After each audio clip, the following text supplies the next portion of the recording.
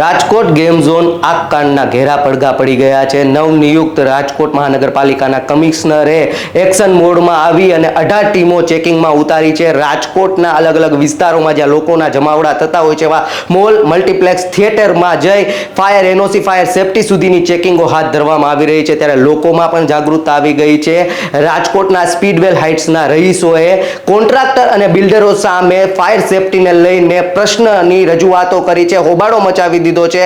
આજ સવારથી જ ત્યાં રહીશો ભેગા મળી અને ફાયર સેફટીને લઈને તેઓએ બિલ્ડરો સામે અનેક વાર રજૂઆત કરી છે, તેઓ ખુલાસો કર્યો છે। ત્યારે આવો જોઈએ રાજકોટ મિરરના વિશેષ અહેવાલમાં શું છે રહીશોની રજૂઆત।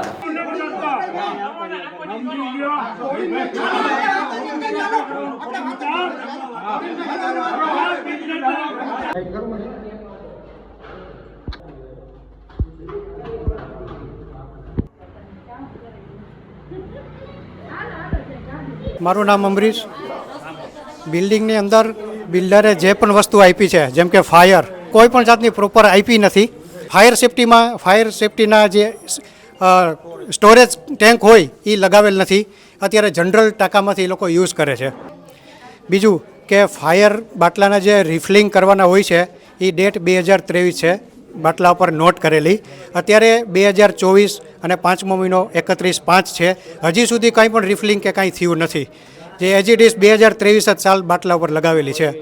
અને કોઈ પણ બિલ્ડરને અવારનવાર વાત કરી, બિલ્ડર અત્યારે આજે એટલા માટે જાગૃત થયા કે ટીઆરપી ગેમ ઝોનમાં જે બન્યું એટલે આજે બિલ્ડર અત્યારે જાગૃત થયા છે। એની પહેલાં મેં અવારનવાર વાત કરી પણ છતાં કોઈ જાગૃત થયા નહોતા। એજન્સીને આજે બોલાવી પણ એજન્સી એમ કહે છે કે બિલ્ડર અમને કહે તો અમે કામ કરી। મારું નામ મગનભાઈ ઝાલાવડિયા। અમો સ્પીડવેલ હાઇટ્સમાં રહીએ છીએ। સ્પીડવેલ હાઇટ્સમાં 5 ટાવરો છે, જેમાં કુલ સભ્ય સંખ્યા 900થી 1000 થવામાં છે। અને ખાસ કરીને સ્પીડવેલ હાઇટ્સમાં જે કંઈ સુવિધાઓ મળવાપાત્ર હોવી જોઈએ એ મળી નથી। અને ખાસ કરીને ફાયર સેફટી અંગે અમારે જે સુવિધાઓ મળવાપાત્ર હોય એનાથી અમે અજાણ છીએ। એની એક્સપાયરી શું હોઈ શકે એના માટે પણ અમે અજાણ છીએ।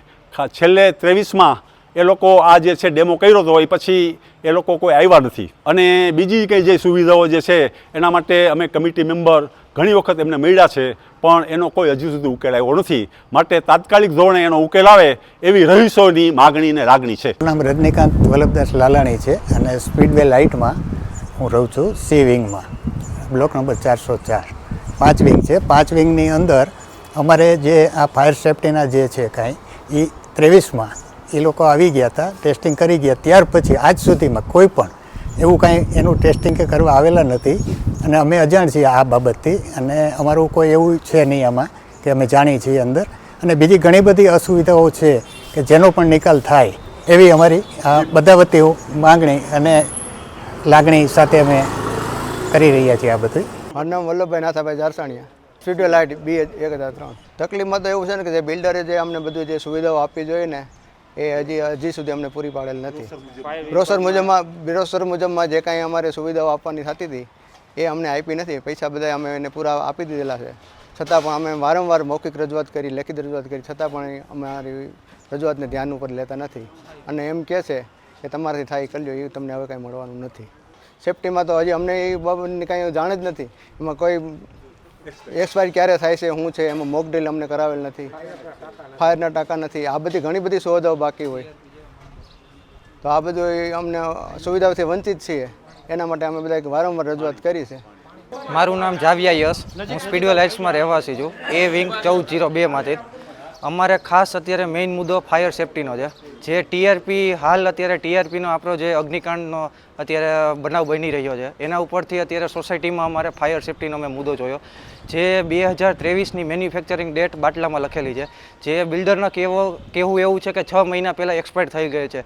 તો 6 મહિના પહેલાં એક્સપાયર થઈ ગઈ હતી તો એજન્સીઓ અને બિલ્ડર ક્યાં હતા અત્યાર સુધી? શું આવડી 5 બિલ્ડિંગો છે, 900થી 1000 માણસો રહે છે, શું આવડી બિલ્ડિંગમાં કાંઈ પણ થશે તેની જવાબદારી કોણ લેશે? તંત્ર જાગૃત છે કે બિલ્ડરો જવાબદારી લેશે? કોણ જવાબદારી લેશે આની?